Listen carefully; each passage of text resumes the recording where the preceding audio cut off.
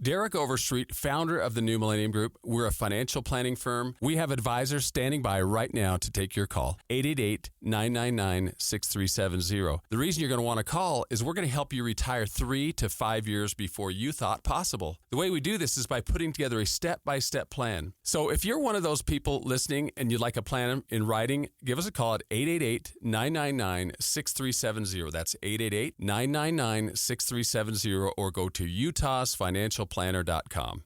Some of the most meaningful jewelry you own isn't new. It's inherited. A ring from a grandmother, a necklace full of memories, but no longer your style. Duke's Jewelers reimagines family heirlooms into custom pieces you'll actually wear and love. Working one-on-one, Duke's designers honor the original story while creating something fresh and modern. Don't let meaningful jewelry sit unused. Let it live on beautifully. Visit Duke's Jewelers in Springville or online at dukesjewelers.com, where old stories become new treasures. Accessing. When TV and radio collide. Love it. Wow. This is what you get. You're listening to JJ and Alex. Don't touch that dial. On 97.5, the KSL Sports Zone. All right, welcome back. JJ and Alex, 97.5, the KSL Sports Zone. It is a Beastie Boys kind of day. Good for you. Annapolis, appreciate you. That's good. Those are all good. The man wearing sunglasses in studio, Stevenson Sylvester. The glasses inside a windowless studio. It's a move, and it's only a little bit of natural light coming in. Yeah, actually, just a little bit. I'm surprised you can see your computer screen at this point. So. Hey man, I'm trained. My eyes are trained. We love having Sly in. We get to talk a lot about my favorite topic, which is college football a lot, and NFL, and of course he participated in both of those places in his life at a high level, and so we always appreciate him coming on the program. Speaking of the University of Utah, we had a discussion last hour. We played the Morgan Scalley sound from practice and getting spring ball ready and how things are going for year one of Morgan Scalley. I think it's safe to say that the energy level is Morgan Scalley level, which is off the charts, and that's how it's going to remain, I think, for the rest of his career. Regardless of what's going on, that guy's going to bring that energy level. Also bringing the energy level, he is Josh Furlong. He covers the University of Utah for KSL Sports. Josh, what's going on, man? How are you guys? Let's talk some Utah football. Absolutely. Do you see Sly on your screen there with the sunglasses? Is this appropriate for a radio show? Oh, I mean, Sly can get away with that. Like he's great with that. I got a face for radio. Oh, listen. Not that the bias is anywhere, but there is all Utah man gear also in the studio. Always. It's one of those things that I always enjoy when Sly comes in, and I'm the proud owner of a handful of Utah man gear that I wear on my house. I can't wear anything else. We get a lot of stuff over the years. Josh, you're probably the same way, where you have gear, but you can't wear it anywhere because then you're gonna get that. You're gonna get that. Where are you wearing that? Oh my gosh, just so much stuff in my closet that I'm probably just gonna pass. It's gonna pass on to grandkids. They'll be like, "Did you like Utah and BYU?" It's like I just got gifted a lot of stuff over the years. Okay, all so right, get over it. Josh, the vibe up on the hill with brand new Morgan Scalley as head coach, Colton Swan at DC, of course. That's a move. Those two guys are very familiar with in the program. Kevin McGivern comes in running that offense. We heard Morgan Scalley had to talk about routes that the Rhino backs were running, and I was like, this is something new for him. How is the head coach title fitting on Coach Scalley so far? Yeah, I think it's been natural. He's been preparing for this for a long time, so it's not like, this is just something that he lucked into, right? I mean, he's talked to Sharif Shah about this forever and trying to plan his coaching staff. I mean, this is a guy that has meticulously put together his first year as a head coach and then trying to be able to make it work. And for him, the football is going to come natural to him. He understands it. He played it, maybe not as a high level as some of these other guys, but he's played it at Utah. He understands what it's like, but he wants to be a big culture guy. And I understand culture gets thrown around in sports a lot, and it's kind of that buzzword that kind of everybody cringes at because it's just dumb. But with Scalley, it's really about just kind of creating a atmosphere where the energy is there, the positivity is there, but there's also a dedication to the craft where once you step on that football field, you better be 100% committed or else you're just wasting everybody's time. And I think you see that. And I think that brings a lot of fun for the players because they know that it's business on the field. And then outside of that moment, they can be loose, they can dance, they can have fun. And it creates this camaraderie with the team that I don't know, we've seen it with Kyle Whittingham. I don't want to say that Kyle didn't have any of that, Right. but I think it's different, right? I think Morgan allows it just to be a lot more free. There's not a lot of buttoned up players. It's just being able to speak and be free in the way that players want to be. Do you feel like it's, sometimes you get into these situations and it kind of sounds fakeish, right? Like, does it feel scripted? Like, does it feel genuine as it looks, right? Like, we talk about Morgan having this personality and this and that, but like normally in transition periods, you kind of feel like sometimes it feels forced. Do you feel like it feels as natural and genuine as possible, or is there some kind of scripted stuff behind this? No, I don't think it feels scripted at all. I mean, I think coming up to the you feel the same sense that it's always been because there's still kind of that same culture that Kyle built, right? Like he did a really good job of being able to build the culture there and kind of how Utah works. And Morgan is just running with that, right? There's obviously still holdover from some of the staff that was there, but it's kind of a smooth operation. Now, there's going to be some people that think, Morgan is playing up to the fans, right? Or doing different things to kind of be a little over the top to get their support. But I don't see that. We've known Morgan for a long time. That's just who he is. That's kind of his personality. And so I think, he's got to sell the program because this is his first year. He's replacing, an icon of the sport. And so he's got to sell himself, but at the same time, it's genuine. That's just who he is. He's a personable person who wants to be able to connect with everybody. He respects everybody and he wants to treat people like actual people. And so I think when you get to be around Scally and the other people that he's brought on, it really is a genuine kind of camaraderie with that program that he wants to build. Josh, with the changeover of offensive coordinator, of course, with Jason Beck after just 1 year, but you do get to keep that quarterback room intact, which is massive for this team. What's a spread Kevin McGiven offense look like with this personnel group? Yeah, they're not going to stray too far away from what they did last year. I mean, it's going to be different, right? Like there's going to be a much heavier emphasis on the pass. It's not using Kyle's system of trying to emphasize the run to set up everything else. That's not to say that they're going to go away from the run. They'd be stupid to. They've got dynamic quarterbacks who can run. They can, be effective there. But it's more using the pass to set up everything else. And it's also the ability to be able to make these quarterbacks much more complete players, right? He wants them to be able to have that ability to potentially have an option at the NFL. And, you can judge the merits of Devin Dampier or Bird Ficklin having an NFL possibility later, but it's utilizing them in a way where they're going through their full progressions. It's situational. It's not a lot of scripted stuff. Now, don't get me wrong, football is scripted to a lot of an extent, but he wants to be able to make these guys be able to understand what happens in that situation to allow for much more flexibility and freedom so that they're not just stuck to the same script where it's not, okay, I have X receiver, and if an X receiver is not there, then I can dump it off to here. It's really going through your full progressions and trying to utilize that. And then if things break down, Devin or Bird can have that ability to run. So it's a little bit more fluid. It's a little bit more situational, but I think it's a lot more flexible. Just following up on the quarterback conversation, I know it's something that just keeps coming up because these guys are besties. And you would be if you both have 7-figure deals. I think that would be probably helpful to be able to be besties on that. But presumably the money offers, let's say that they're even equal, that Bird Ficklin may have been receiving other places. I don't know if that's the case or not. I don't know how much but people obviously saw what he did as a true freshman, and it looks phenomenal. What is it that Bird Ficklin really wants to do to come back and play, even though he knows that QB2 title is kind of following him around with it, even though his role seems very specific to something else? Or are those roles not as defined, I guess, as we typically do with the media? I would say this year more than ever, these two aren't in the true, 1-2 role. Right. I think Bird is obviously the backup, but they want to utilize him in a way that is completely effective, right? Like they want to utilize him on the field so that they can get him involved in the game. That was one of the big things Kevin McGivern talked about is, the big thing for Bird is finding ways to utilize him on the field. Now, how that looks remains to be seen, right? You obviously don't want to just put somebody on the field that's not going to do anything and just be a decoy, because then that changes the landscape for the defense and it makes it easier.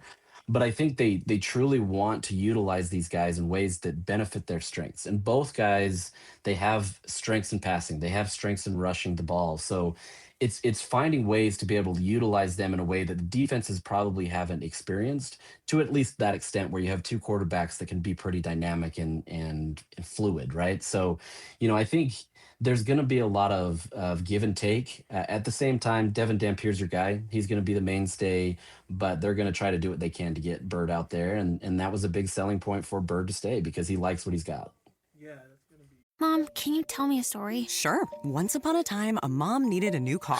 Was she brave? She was tired, mostly. But she went to Carvana.com and found a great car at a great price. No secret treasure map required. Did she have to fight a dragon? Nope, she bought it 100% online. From her bed, actually. Was it scary? Honey, it was as unscary as car buying could be. Did the car have a sunroof? It did, actually. Okay, good story. Car buying you'll want to tell stories about. Buy your car today on Carvana. Delivery fees may apply.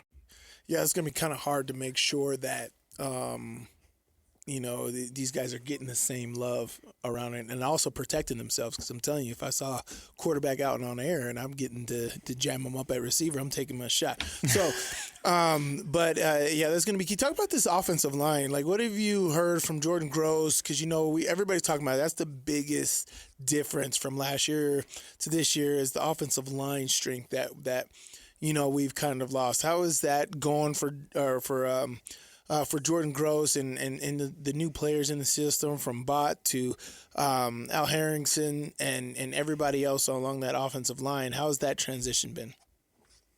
Yeah, by all accounts, this is the area of the team where there was going to be a lot of questions, right? You lose five, true starters who have played together a ton. There's going to be a drop off. Now, I think the way that Utah has approached this is understanding that and trying really hard to build some camaraderie early with this group. Mm-hmm. And it seems like they've gotten a key five guys early. Jordan has done a good job of trying to understand how each person works. He understands that it's a risk taking him as even a coach to be able to be there, right? He understands that, it's not like he's been at a lot of these schools and he's come up through the ways and now he's at his P4 job and everything's good. So he's trying to bounce things off. He obviously has Alex Skirky there to help him and kind of give some consistency there, but it's all of these guys kind of working together. And the early results, through spring are that it's working.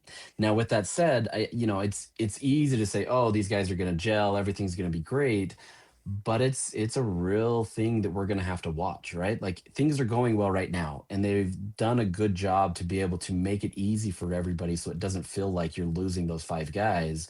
A lot of these guys have mixed into that offensive line in the last year, but you're significantly going down in the snap count. You've got a whole different unit. One of the biggest issues early on has been snapping the ball, and that's going to be something that they have to get cleaned up, or else this whole operation doesn't work. So I think they feel confident with what they've got. They've got a quarterback in the backfield that is used to being able to be flexible with whatever he has in offensive line. It's just going to be a wait and see moment, but I think everything right now is on pace to be okay. We'll just see how it actually plays out in the end. I think people sort of look at the defense and go, well, that's a set it and forget it situation. The head coach is a defensive guy. Obviously, Colton Swan's not new to the program. He's a guy who's been around and knows as much about what it means to be a Utah man and what that defense stands for. How is the Cowboy, Colton Swan, dealing with that upgrade into the defensive coordinator position? Because that also feels like a role he was built for, but, you got to get your feet under you. Yeah, and he's been a DC before, but at a much lower level. And so it's just really kind of getting familiarized with what he needs to do in the moment, right? Like, he understands the game. Like, he's a very brilliant guy. He's a great recruiter. He understands how to connect pieces. What he said specifically is, instead of just focusing on the linebackers, he now has to worry about the whole defense. And that's been his biggest frustration, is just trying to figure out how to maximize his time for the entirety of the defense. The rest of it, it's going to come, right? Like it's just getting used to it. It's being able to get your feet out from underneath you, trying to understand what you need to do. He did get an opportunity where Morgan kind of threw him into the fire and said, "Hey, you're going to call the fourth quarter of the bowl game." And it was a bit rough in terms of what Colton Swan thinks it was, but what you saw on the field was a defense that continued to hum along and do what they needed to. So I think there's enough holdover from last year where they understand the schemes, they understand what they need to do. It's now just Colton kind of learning his role and kind of how he needs to operate in this level. He's done it before, but now it's just kind of reacclimating yourself and getting comfortable with the hand signals or whatever it may be. What players? So when I train and I talk to people, I think the biggest jump needs to be made from your rookie year to your sophomore year, your freshman to your sophomore year. That first to second year's got to be huge. And you got a lot of guys who got first year experience last year.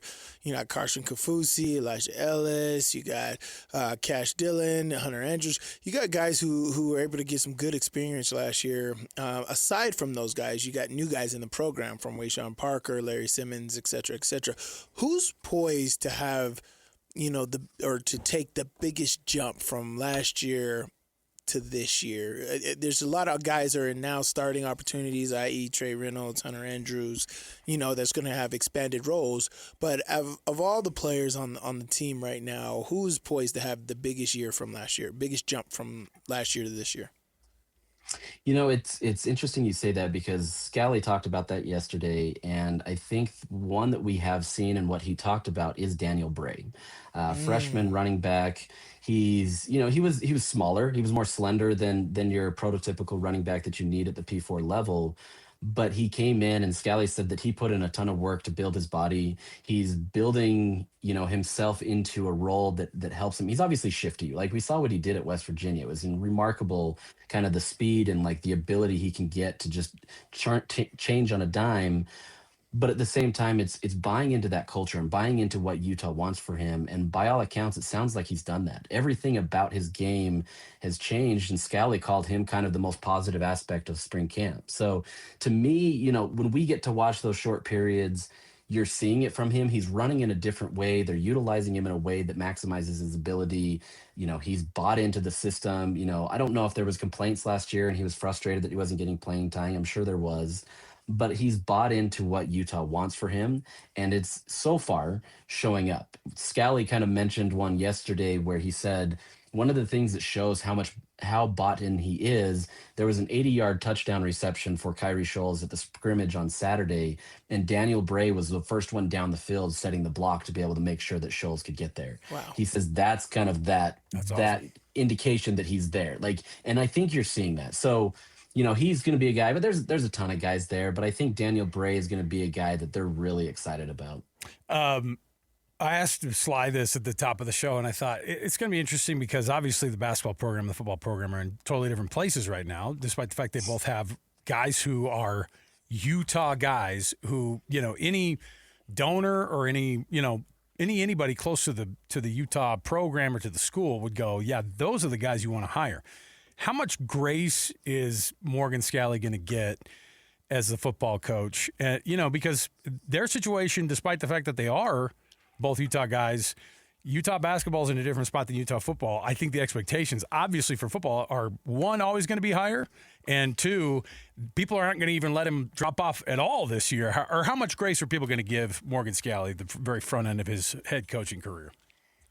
Yeah, I think there's going to be grace to an extent, right? Like, I think they understand that Scally's new. This is his first gig, that there's going to be some grace period. But I think, just kind of getting the sentiment from the fan base, like, I really believe that they think that he's going to step in there and it's going to be an easy 10-win season.